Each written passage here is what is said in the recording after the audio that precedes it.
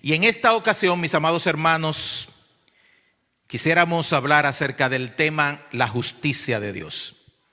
Esta imagen que van a presentar aquí en la pantalla a continuación, creo que todos nosotros la hemos visto en diferentes escenarios, en diferentes lugares.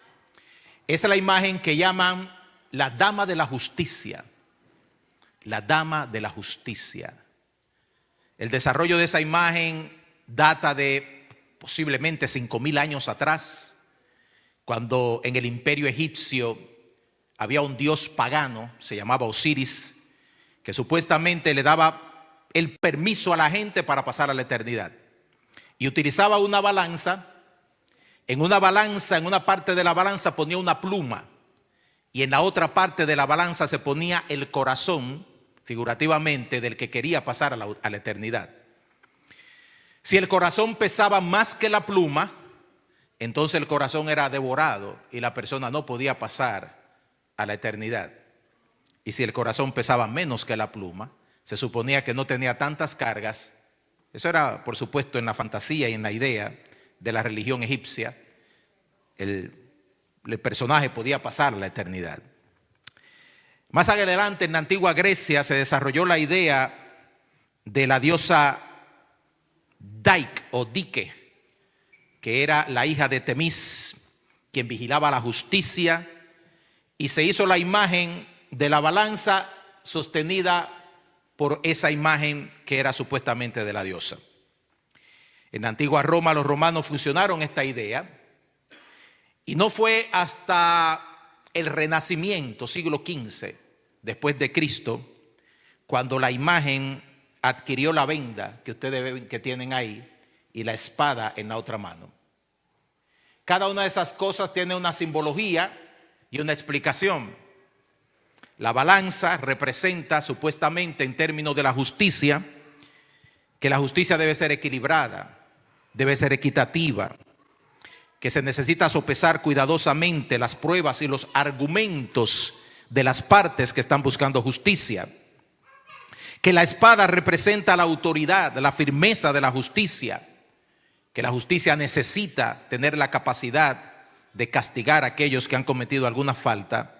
Y la venda representa la objetividad o la imparcialidad de que la ley se debe aplicar por igual para todas las personas. No importa si sean negros, sean blancos, sean ricos, sean pobres, sean de cualquier origen, la justicia debería ser ciega para todos los seres humanos. Sin embargo, nosotros sabemos que ese es el concepto y la idea de la justicia humana. Muchas veces la justicia no es nada de eso. Muchas veces la justicia no es ciega. Muchas veces la justicia es parcial, no es imparcial. Muchas veces la justicia no tiene autoridad.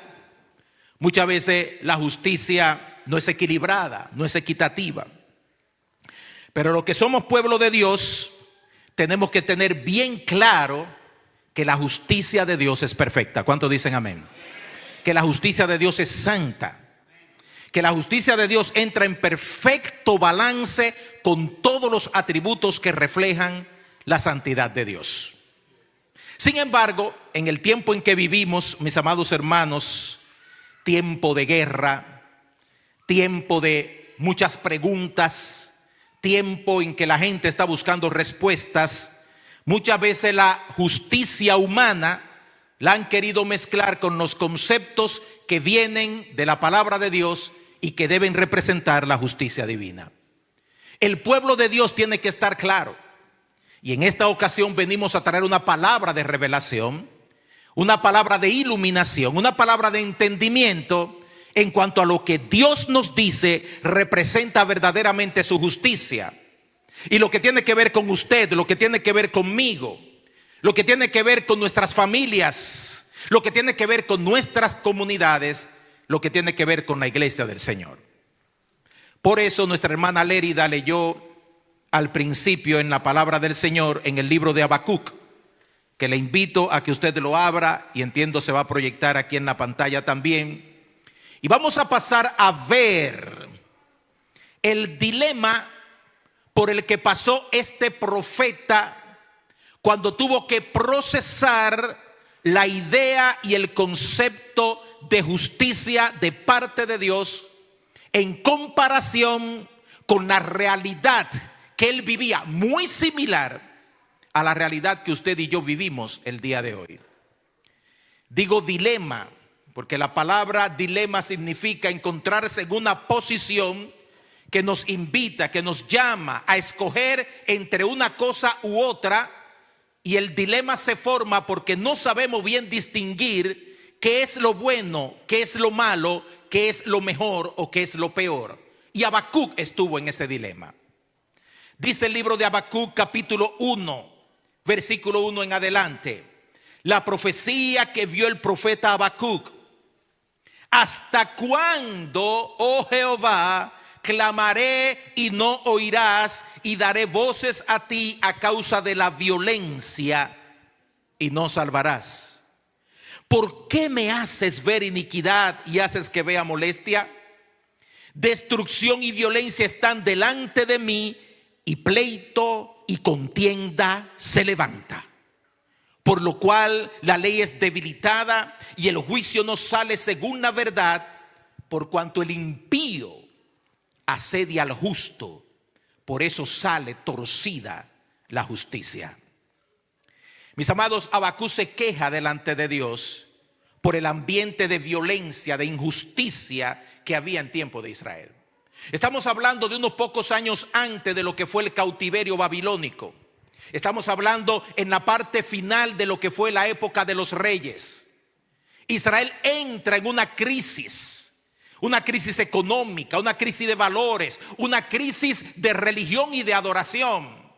En aquel tiempo era casi como haber vuelto al tiempo de los jueces, donde cada quien hacía lo que mejor le parecía. Y Habacuc, el profeta, se encuentra dentro de este ambiente de maldad, de gente impía que violenta a los justos, de gente malvada que se lleva a otro por delante. Y le pregunta a Dios: ¿hasta cuándo, Señor, va a permanecer este ambiente de violencia continua que no me deja descansar, que no me deja pegar los ojos? Pero la otra pregunta de Habacuc tiene que ver con concebir que la justicia de Dios como que se ha dilatado, como que no avanza rápidamente. Y yo no sé si a usted le ha pasado, a mí me ha pasado, pero a veces yo espero que Dios actúe de una manera inmediata cuando ciertas cosas suceden en la vida, cuando veo que ciertas cosas están pasando en la comunidad o cerca de mí. Sin embargo, todos sabemos, amados, que Dios nunca llega ni demasiado tarde ni demasiado temprano. Dios siempre llega a tiempo. Bendito sea su nombre. Y la justicia de Dios siempre llega a tiempo. Bendito sea su nombre. Hay veces que vemos, y usted ve las noticias igual y como yo la veo, como el terrorismo, el tráfico de drogas, el avance de las agendas en contra del matrimonio, el aborto, como todo eso parece que nos invita a que convivamos con la maldad como si fuera la normalidad. Pero entonces Dios hace algo que nos muestra que aunque la justicia a veces, amado, parece cabalgar en caballo lento, la justicia siempre llega a su destino. Al malo, escúcheme bien, al malo siempre le llega su día. La maldad nunca quedará impune. Así que Dios responde a Habacuc, y la respuesta de Habacuc le mete más profundamente en el dilema, porque dice el versículo número 5 del capítulo 1: miren entre las naciones y vean y asómbrense, porque haré una obra en nuestros días que aun cuando se les contare no la creerán. Porque aquí yo levanto a los caldeos, nación cruel y presurosa que camina por la anchura de la tierra para poseer las moradas ajenas. Formidable es y terrible, de ella misma procede su justicia y su dignidad. Dios le dice a Habacuc: Habacuc, no te preocupes por el problema de injusticia y de maldad en el pueblo de Israel. Yo voy a levantar a los caldeos son los mismos babilónicos, lo único que en ese tiempo se le llamaba los caldeos porque todavía no eran un imperio, eran todavía tribus muy poderosas, nómadas en aquel tiempo, pero todavía no eran un imperio, le llaman los caldeos. Y Dios le dice a Habacuc, yo voy a levantar a los caldeos para castigar los pecados de violencia e injusticia de mi pueblo Israel. Y escuche esto, hermano, esto no es nuevo. Usted ve lo que está pasando en Irán, de cómo Estados Unidos e Israel han ido a invadir a este país. Y este país ahora mismo está en cierto sentido recibiendo el castigo, si se quiere, y la justicia y el juicio de años y décadas de haber patrocinado el terrorismo en el mundo y de causar la muerte de miles y miles de personas inocentes. Pero en el tiempo en el que se escribe la palabra de Dios, ya Dios había levantado a los asirios para castigar al pueblo de Israel. El pueblo asirio fue uno de los imperios más sanguinarios que jamás haya existido. Pero Dios los toma a ellos y los utiliza para castigar a su pueblo. De igual manera toma a los babilonios más adelante para castigar entonces al imperio asirio. Y más adelante toma a los medos y a los persas para que castiguen a los babilonios. En cada ocasión Dios dice que estos imperios fueron utilizados por Él y estuvieron en sus manos para ejecutar la justicia divina que Dios quería que se procesara en aquel momento. Entonces Habacuc, hermano, como decimos en buen dominicano, pega el grito al cielo y dice: ay, Señor, ¿cómo va a ser que tú vas a tomar a una nación más impía, más mala, más corrupta, más idólatra que el pueblo tuyo Israel para castigar a tu pueblo? Y es por eso que el verso 12 dice: ¿no eres tú desde el principio, oh Jehová, Dios mío, santo mío? ¿No eres tú santo? ¿Cómo procede que tú administres justicia a través de gente injusta? No moriremos, oh Jehová, para juicio lo pusiste y tú, oh roca, lo fundaste para castigar. Muy limpio eres de ojos para ver el mal, ni puedes ver el agravio. ¿Por qué ves, dice Habacuc, a los menospreciadores y callas cuando destruye, escuche esto, cuando destruye el impío al más justo que él? ¿Por qué tú permites que el impío destruya al que es, en el concepto de Habacuc, porque estamos hablando aquí de la perspectiva de Habacuc? Él ve que los israelitas son más buenos y que los caldeos son más malos. Y en la matemática moral de él eso no funciona. Amados, Dios es santo. ¿Cuánto dicen amén? 3 veces santo. Y Habacuc reconoce que Dios está levantando castigo para Israel. Habacuc reconoce que el pueblo de Israel se merece el castigo. Pero Habacuc no parece entender por qué Dios usa una nación que también merece juicio para ejecutar su juicio sobre su pueblo. Y la respuesta es simple, hermano. No hay naciones santas, no hay naciones puras, no hay justo ni aun uno. No hay hombre bueno sobre la tierra que haga el bien y nunca peque. Aún los jueces, hermano, que imparten justicia en los tribunales son pecadores y tienen su problema de justicia, y algunos de ellos hasta van a la cárcel. Aún los policías que andan en la calle, hermano, metiendo a la gente presa porque comete infracciones, ellos mismos cometen infracciones y hacen cosas que no corresponden, y muchos de ellos también terminan en la cárcel. ¿Y qué vamos a hacer en el mundo entonces? ¿Dejar de impartir justicia hasta que aparezca alguien perfecto que la suministre? No. La justicia se sostiene sobre principios, sobre verdades y sobre todo sobre la revelación divina. Cuando nosotros nos acogemos a la palabra de Dios y nos sujetamos a ella, entonces ejecutamos justicia en conformidad con los decretos y la revelación de Dios, no en conformidad con nuestra propia justicia. Es interesante lo que pasa en el capítulo 2, verso 1. Porque esta palabra de Habacuc parece como que Habacuc está desafiando a Dios, como que está retando a Dios. ¿No le parece? Habacuc le dice a Dios: sobre mi guarda estaré, y sobre la fortaleza firmaré el pie y velaré para ver lo que se me dirá y qué he de responder tocante a mi queja. Mire, Dios nunca se ofende cuando nosotros acudimos a Él con honestidad y con sinceridad. A Dios no le molestan las preguntas francas que buscan respuestas verdaderas. A Dios no le molesta a la gente que se acerca a Él buscando que Él les revele lo que no entienden. A Dios no le molesta, hermano, a Dios le molesta cuando pretendemos que lo sabemos todo, que lo entendemos todo, y en verdad no lo entendemos todo. Y no vamos a ir a preguntarle, si no hubiese hasta darle consejo a Dios de lo que Él debe hacer. Dice la palabra del Señor en el verso 2 del capítulo 2: y Jehová me respondió y dijo: escribe la visión y declárala. Declárala en tablas para que corra el que leyere en ella. La palabra de Dios es una palabra pertinente, pero también la palabra de Dios es una palabra urgente.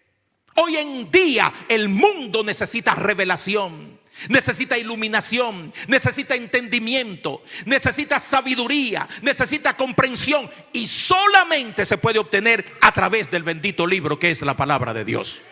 No hay, hermano, revelación que pueda ayudar al mundo a caminar en este tiempo en que vivimos si no sale de la palabra del Señor, si no es del consejo de Dios, si no son de los preceptos de Dios.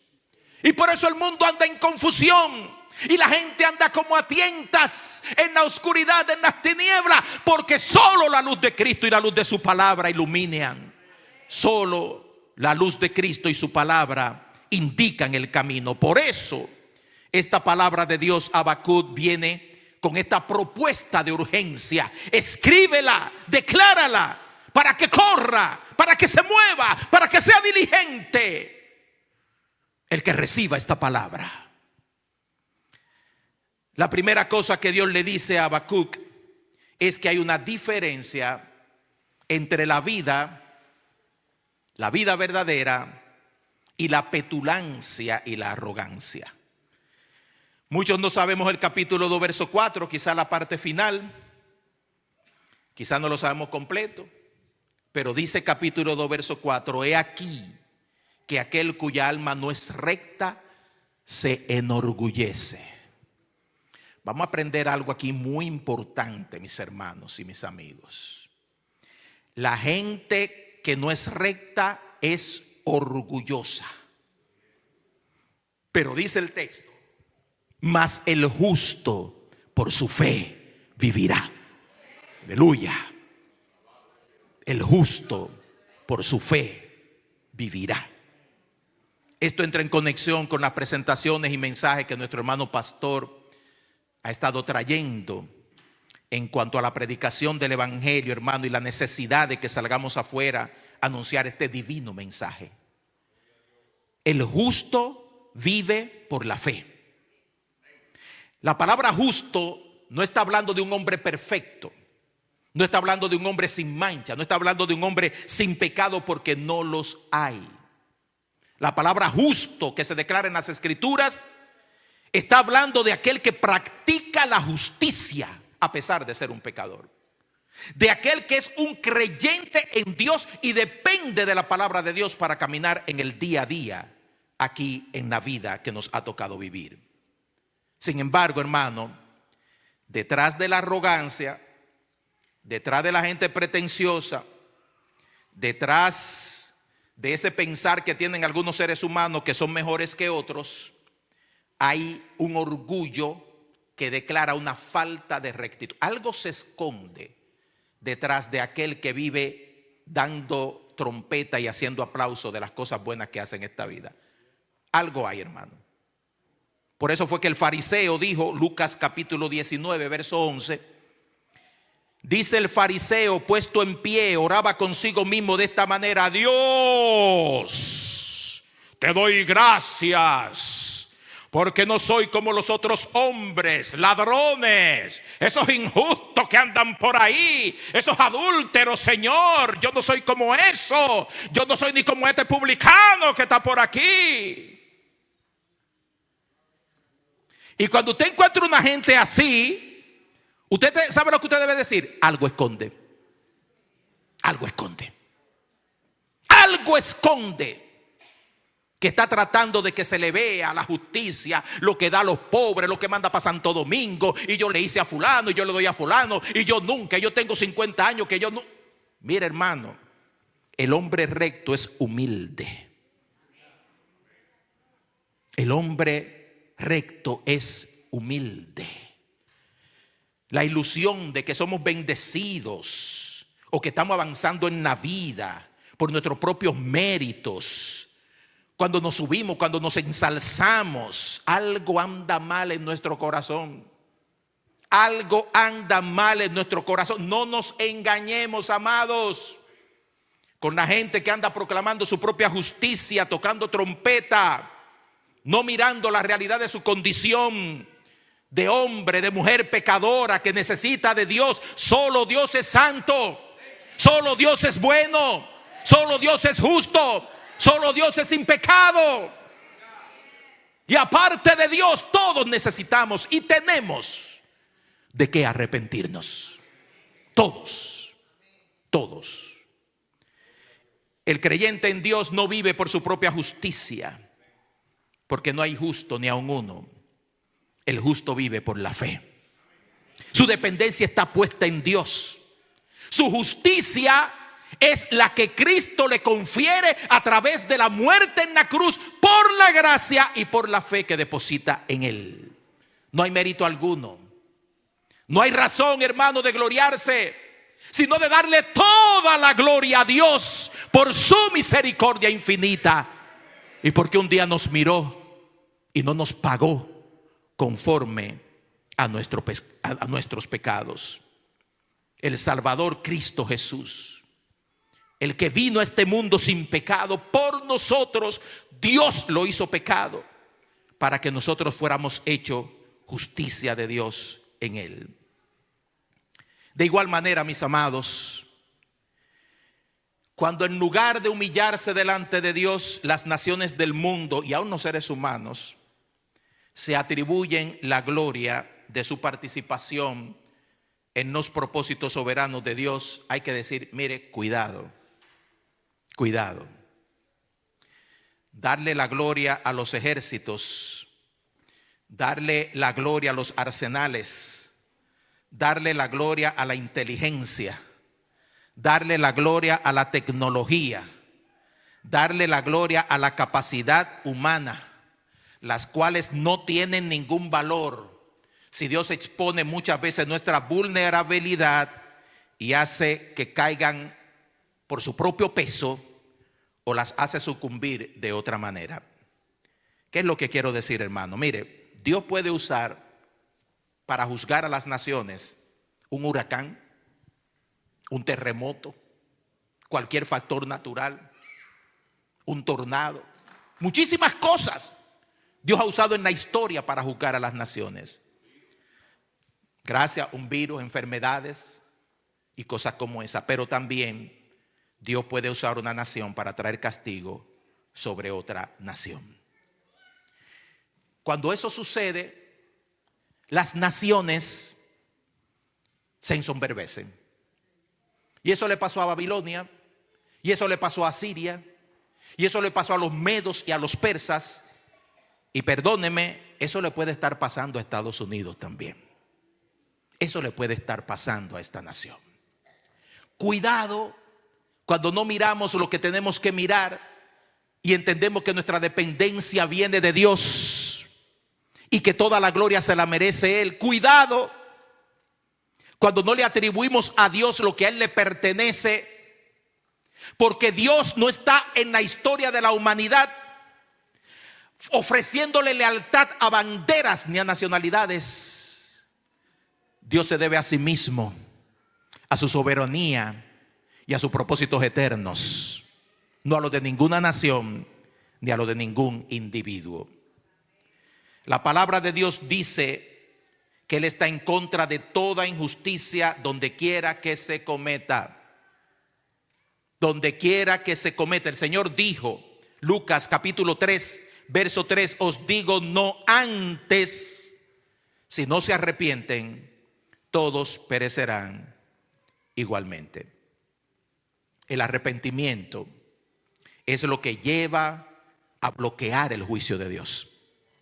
El arrepentimiento es lo que llega a que Dios se compadezca y extienda su mano y haga que las cosas cambien a nuestro alrededor. Dios no está emitiendo juicio en el mundo porque alguien sea de una etnia en particular o de una nacionalidad en particular. Dios está juzgando en base a los pecados de las naciones y en base a los pecados de los seres humanos. Pero cuando los seres humanos se arrepienten y se humillan delante de la presencia de Dios, de la misma manera les espera misericordia.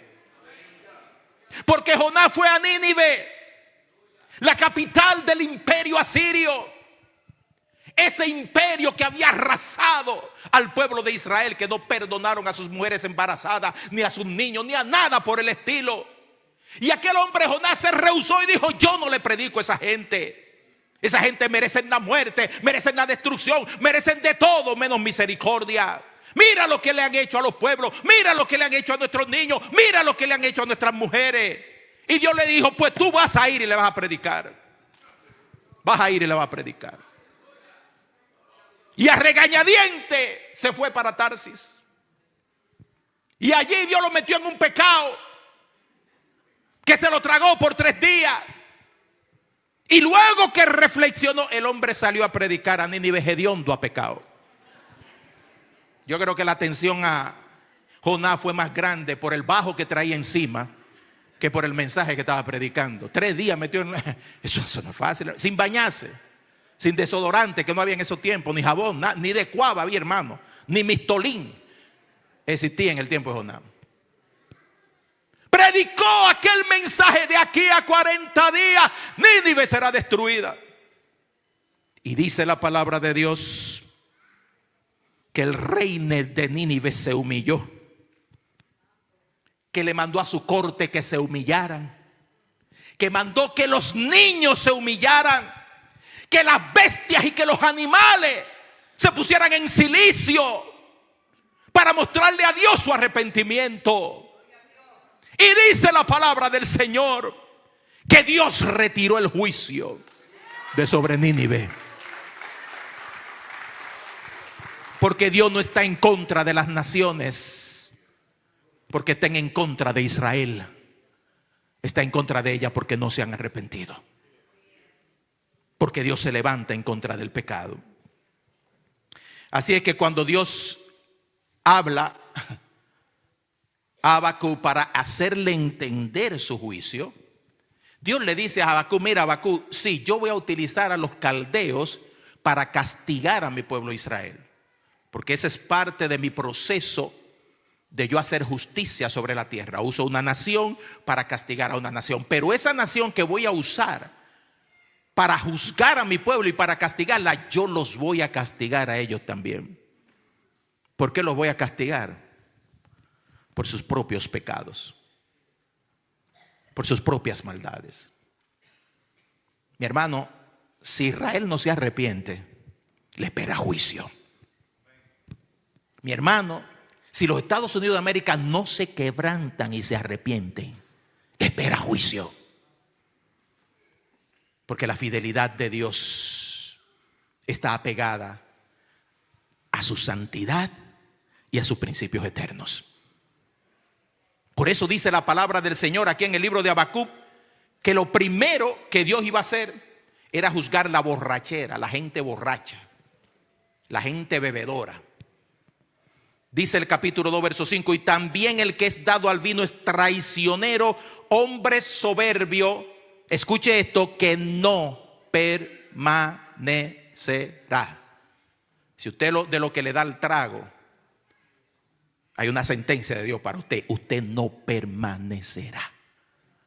Y tengo que decir esto bien claro, porque hay una tendencia, yo no sé, del diablo que se ha metido, de que los cristianos también beben.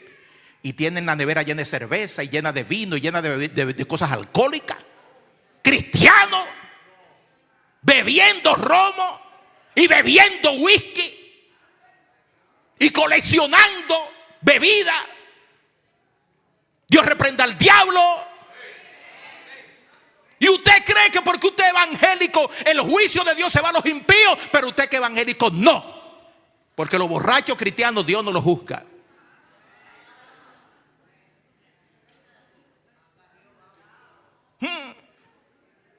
La borrachera, dice el Señor. El que es dado al vino es traicionero, hombre soberbio que no permanecerá. No permanecerá. ¿Cuántos hay aquí que le daban a la botella en su vida pasada? ¿Cuántos? Algunos levantan su mano. ¿Cómo era darle a la botella? ¿Cuánto dinero botado? ¿Cuánto mal testimonio? ¿Cuánta pérdida de tiempo? ¿Cuánto males? ¿Cuánto lío? ¿Cuánto entuerto? ¿Cuánto problema? Pérdida de la salud. No permanecerá. Lo segundo que dice el Señor, porque el Señor está aquí enumerando los pecados de los caldeos para hacerle entender a Habacuc: mira, Habacuc, yo estoy en contra del pecado, no en contra de mi pueblo, ni en favor del pueblo que voy a usar para castigar a mi pueblo. Yo estoy en contra del pecado. Y el segundo pecado que nombra Habacuc es el robo. La gente que roba, que engaña, que coge lo ajeno.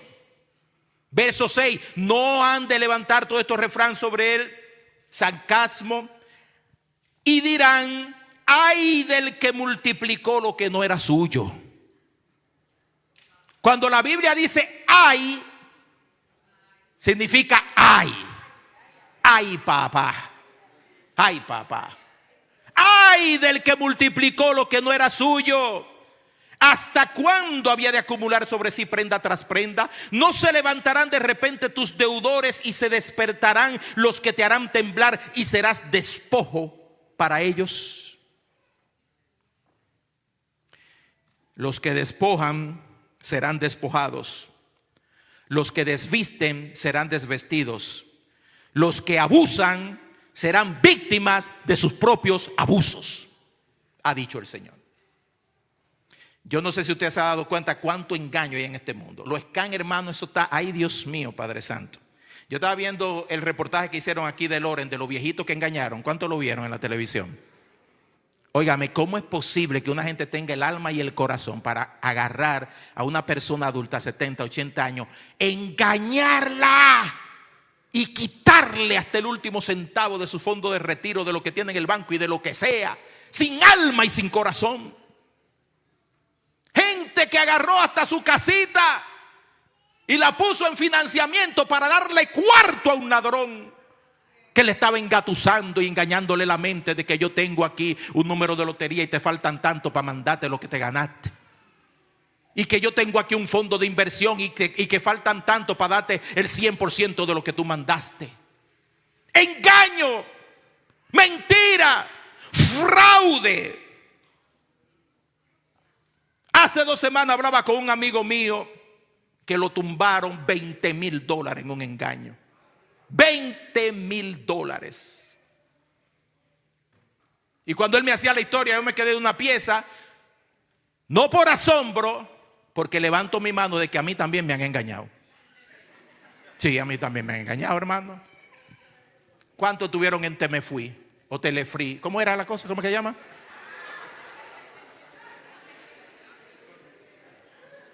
Ponzi scheme, le llaman en inglés, las pirámides. Métete. Que a fulano le mandaron tanto, que a Perencejo le mandaron tanto, y tú no te has metido. Métete. Ladronazo. Que saben que es una estrategia de que el que llega primero le reparten unos chelitos y tú, el que viene atrás, lo pierde todo. Lo pierde todo. Engaño tras engaño, tras engaño, tras engaño. Mi hermano, cuídese del engaño. Cuando estaba en la universidad, estudié Business Management y tenía una clase que era de sociología y el maestro de nosotros nos llevó a un capítulo que a mí me marcó y a mí nunca se me olvidó ese capítulo. Se llamaba la McDonaldización de la cultura. La McDonaldización de la cultura significa que la gente piensa en el día de hoy que todo se puede hacer rápido, inclusive la riqueza. Hazte rico rápido, rápido, rápido, rápido, rápido, rápido. Hace 40, 50, hermano Adame, ayúdeme. La gente concebía que la riqueza era trabajar duro. Y usted iba almacenando y poniendo su cosita al lado y hacía un negocito aquí y se iba y a través de años y años y años, entonces decían, óyeme, don fulano. Pero hoy no. Hoy la gente le pintan la historia de Mark Zuckerberg, el dueño de Facebook, que llegó a ser billonario a los 23 años. Y dicen, todos podemos ser Mark Zuckerberg. Mentira del diablo, eso no es verdad. Mark Zuckerberg es una excepción, yo no sé, en la historia de yo no sé cuántos años. Una excepción. Esa no es la historia de todo el mundo. Y la mayoría de la gente lo engañan con la idea de te voy a hacer rico rápido. Saca los cuartos que tú tienes en el banco, ahí que se te están durmiendo.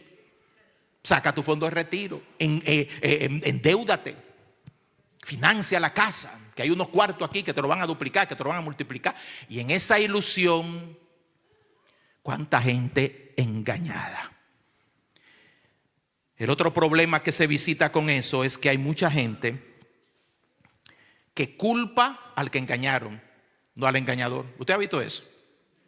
A veces usted le está diciendo su historia a alguien de que lo engañaron y acaban con usted. ¿Que te hicieron qué? Pero fulano, ¿y cómo? Pero ven acá. ¿Que te tumbaron cuánto? Y tú dejaste, óyeme, y usted que fue a buscar un poquito de consuelo, usted que fue trujado, sale más trujado de lo que usted entró. Porque hasta se burlan de usted. Porque le echan la culpa a usted de que usted fue el culpable de caer en el engaño. No, hermano, usted no es culpable de que lo engañaran. Nadie es culpable de que lo engañen. Nadie. Y es por eso que la palabra del Señor dice que los que engañan serán engañados, los que despojan serán desvestidos y aquellos que roban perderán todo lo que tienen. Juicio de Dios. Hay un señor que hizo la pirámide más grande que se haya hecho en la historia, Bernie Madoff, 2008. Hizo una pirámide de 64 mil millones de dólares y engañó a Raimundo y todo el mundo, hermano. Preso, hermano, 40 años en la cárcel. Porque los que engañan, los que roban, la justicia le llega. La justicia le llega, hermano. La justicia le llega algún día. El libro de Habacuc fue escrito probablemente entre el 610 y el 605 antes de Cristo. Poco antes de la primera invasión babilónica a Judá. Eso fue en el tiempo del reinado del rey Joacim. Y los caldeos, hermanos, cayeron como imperio en el año 539 antes de Cristo. En otras palabras, esta profecía que el Señor está dando en Habacuc se cumple 70 años después de que los caldeos hicieron los despojos y las destrucciones que hicieron en el pueblo de Israel. Porque el juicio de Dios es contra el pecado. El juicio de Dios es contra la maldad. El tercer pecado que menciona Habacuc es la codicia. Verso 9. Ay del que codicia injusta ganancia para su casa, para poner en alto su nido, para escaparse del poder del mal. Tomaste consejo vergonzoso para tu casa, asolaste muchos pueblos y has pecado contra tu vida. Hermano, llene su taxe y pague todo lo que usted tenga que pagar. No construya casa en Santo Domingo engañando con los taxes. Haga las cosas por la derecha. Pague todo lo que usted tenga que pagar. No se quede en la noche cavilando si se lo descubrirán o no se lo descubrirán, si lo sabrán o no lo sabrán. Duerma tranquilo, con la mente y la conciencia limpia. No se lleve ni siquiera del que le llena los taxes. Deja de reportar eso, que eso no se van a dar cuenta de eso. No se van a dar cuenta. El que está arriba ya se dio cuenta. Y de ese no me puedo esconder. Ese me hace auditoría todos los días. Ay del que codicia, porque es la codicia la que lleva a la gente a autoengañarse. Ay de los sanguinarios, verso 12. Ay del que edifica la ciudad con sangre, del que funda una ciudad con iniquidad. ¿No es esto de Jehová de los ejércitos?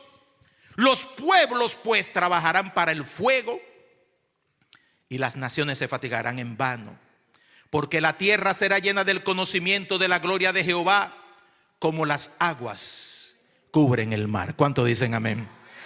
Conocimiento de Dios va a llenar la tierra. Conocimiento de Dios. Hay resorts, hay villas, hay mansiones que han sido edificadas con sangre, con violencia, con muerte, con tráfico de droga. En México hay narcotraficantes que tienen prácticamente pueblos enteros para ello. Viven como reyes a costo de la muerte y de la sangre de otros. Pero dice la palabra de Dios que la edificarán para el fuego. Se le va a quemar, hermano. Se les va a quemar. Sus esfuerzos malvados lo van a ver hechos cenizas. Porque la ignorancia cesará y dará paso a una generación entendida. Una generación que sabe y sabrá que los mansos son los que heredarán la tierra, hermano, no los violentos. Los mansos heredarán la tierra, no los violentos, no los belicosos, no los asesinos, no los que exhiben armas y fusiles, no los que amedrentan y asustan con violencia. Que el brillo de la gente no es lo que la define, no es la mansión, no es el modelo del carro que tú tengas, no es el poder que tiene, no es el reloj, es un Rolex, no es el celular que tienes. La bendición de Jehová es la que enriquece. No hay tristeza, corrijo, con la bendición de Jehová cuando llega a tu vida. Yo quiero la bendición de Dios. Quiero la bendición de Dios. Hay un ay para los traicioneros. Dice el capítulo 2, verso 15: ay del que da de beber a su prójimo. Óigame, parece que en el tiempo de Habacuc había mucha gente que le gustaba el trago. Aquí está hablando otra vez de la maldición de estar atado por la bebida, pero en el sentido contrario. Porque dice: ay del que da de beber a su prójimo, el que lo invita y lo sienta a la mesa para emborracharlo. Ay de ti que le acercas tu hiel y le embriagas para mirar su desnudez. Te ha llenado de deshonra más que de honra. Bebe tú también y serás descubierto. El cáliz de la mano derecha de Jehová vendrá hasta ti, y vómito de afrenta sobre tu gloria. No solamente los que beben o los que hacen que otros beban. Hoy en día tenemos las drogas, y cómo la gente a veces agarra a un inocente y lo introduce en ese mundo satánico y de destrucción, para después que se vuelve un adicto, entonces sacarle dinero. Porque esa es la manera en que funciona. Al principio se la regalan. La patilla y el fentanilo y la cocaína y eso al principio se la regalan. Porque no hay mejor cliente que un adicto a cualquier cosa. Matan por mantener su vicio y su adicción. Y dice la palabra: tú estás haciendo eso, estás bajo maldición. Están bajo maldición. Cuidado, mi hermano, con la gente que te hace fiesta y te celebra y te brinca y te salta cuando estás en bonanza, pero se desaparecen cuando no hay abundancia. No están por ahí. Cuidado de aquellos que te hacen pensar que son amigos, que te están haciendo bien, cuando en verdad se están aprovechando de ti. Se están aprovechando de ti. Cuidado de los que sonríen de frente y comparten la bebida y la risa y las celebraciones, pero a espaldas tuyas se ríen, se burlan, murmuran, como que Dios no existe, como que Dios es sordo, como que Dios no ve. Dice la palabra del Señor de ellos. Alguien debió decirle esto a Urías, Eteo, el mejor amigo de David. ¿Cuántos recuerdan la historia? Hermano, para que usted vea que Dios, cuando se trata del pecado, no tiene cara bonita. Urías era uno de los mejores amigos de David, y David le cogió la mujer y se la embarazó. Y después que se la embarazó, lo mandó a buscar, lo emborrachó. Mire, así como dice aquí, literalmente, lo emborrachó para que él se fuera y se acostara con la mujer y pegarle el muchacho a él, como dicen en buen dominicano. Y ese hombre Urías era tan íntegro que dijo: ¿cómo yo voy aquí a acostarme con mi mujer, a vivir en placer, cuando los ejércitos de Dios están luchando y hombres, amigos míos, están perdiendo su vida en el campo de batalla? Y no se acostó con su mujer. Y pasó 3 días y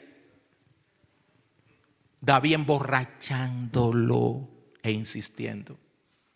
Y cuando no pudo más, el amigo de Urías, el amigo, le dio orden a su general: ponlo al frente del campo de batalla, y cuando esté solo, retírense todos para que lo maten.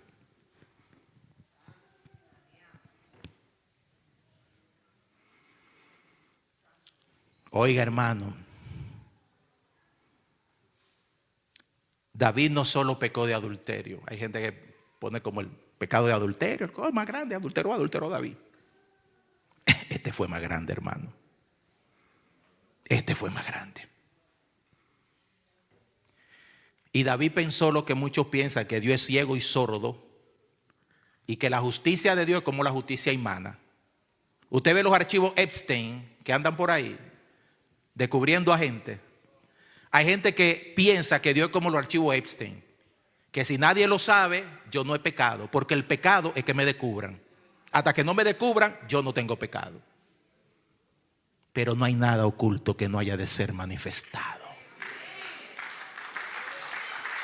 Te estoy predicando el evangelio que ya no se predica. Te estoy dando los mensajes que ya se han ausentado de los púlpitos. Te estoy dando el mensaje por lo que los predicadores no lo vuelven a invitar otra vez. No hay nada oculto en tu vida que Dios no lo saque para afuera y todo el mundo vea y sepa quién eres y qué haces. Nada oculto. Y eso le costó a David. Dios le dijo: eso hiciste, David, hombre conforme a mi corazón. Aquí tengo para ti el niño que tú engendraste, me lo voy a llevar al cielo. No lo vas a ver, no lo vas a conocer, no lo vas a criar. Se va conmigo. Ay, Señor, que no me lo llevo. Me lo llevo. Hiciste eso para humillar al pueblo de Israel. Lo que tú hiciste en secreto te lo van a hacer en público, delante de todo el mundo. Van a tomar a tus mujeres y le van a hacer lo que tú le hiciste en secreto a esa mujer que se llama Betsabé. Y el castigo de Dios vino duramente sobre la vida de el hombre conforme al corazón de Dios. No hay pecado evangélico, no hay pecado cristiano, no hay pecado impío. Solo hay pecado y un Dios justo que vela sobre el pecado.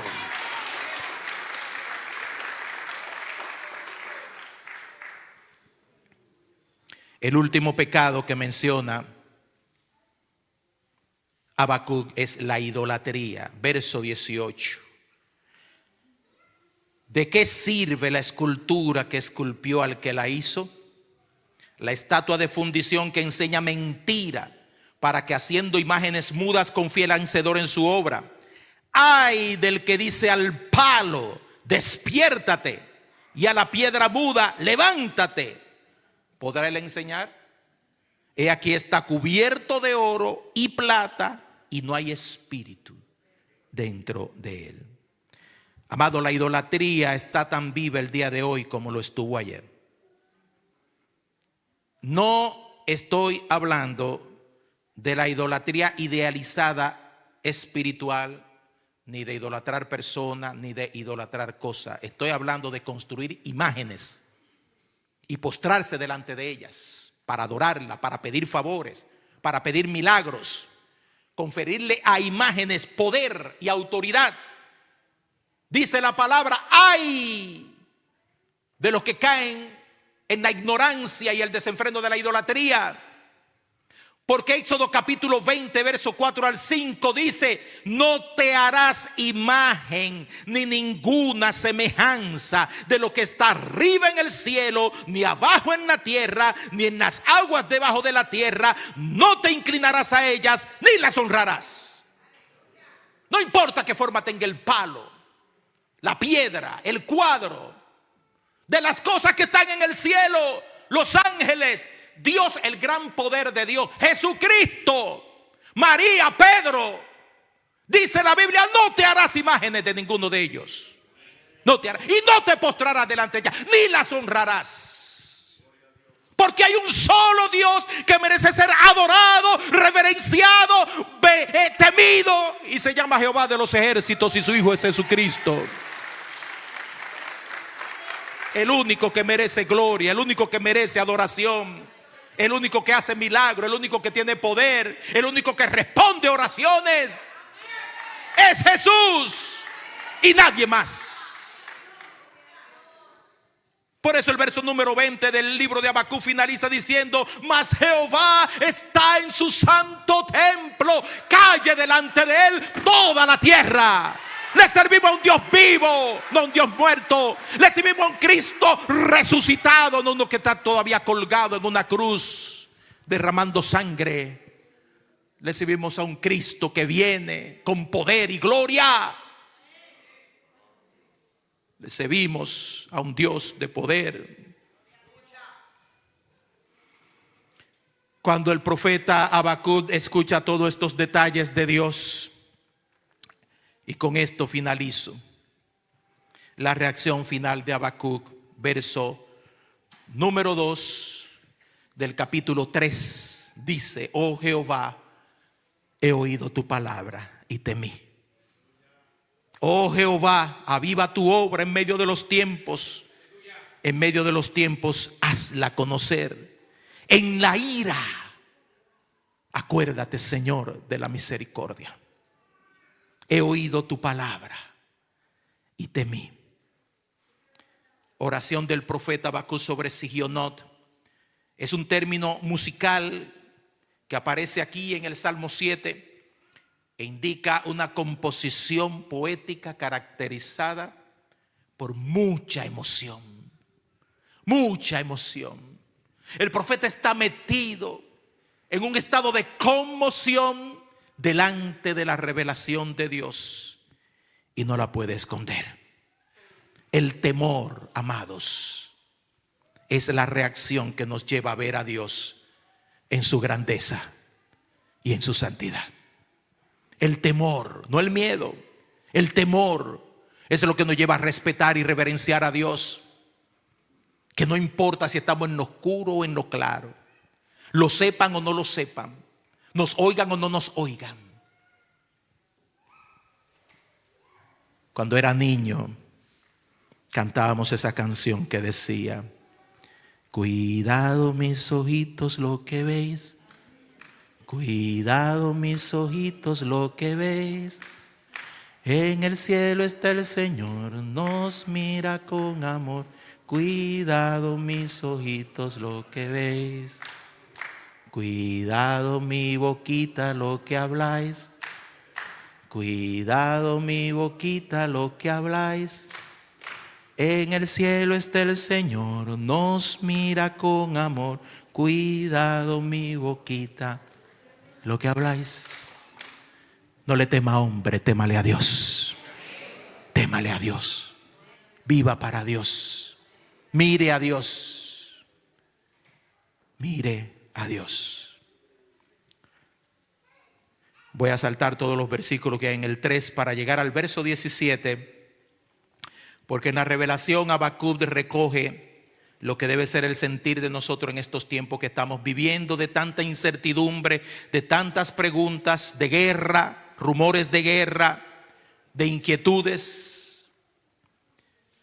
Habacuc finaliza y concluye en el verso 17: aunque la higuera no florezca, aleluya, ni en las vides haya frutos, aunque falte el producto del olivo y los labrados no den mantenimiento, y las ovejas sean quitadas de la majada y no haya vacas en los corrales, con todo yo me gozaré en Jehová.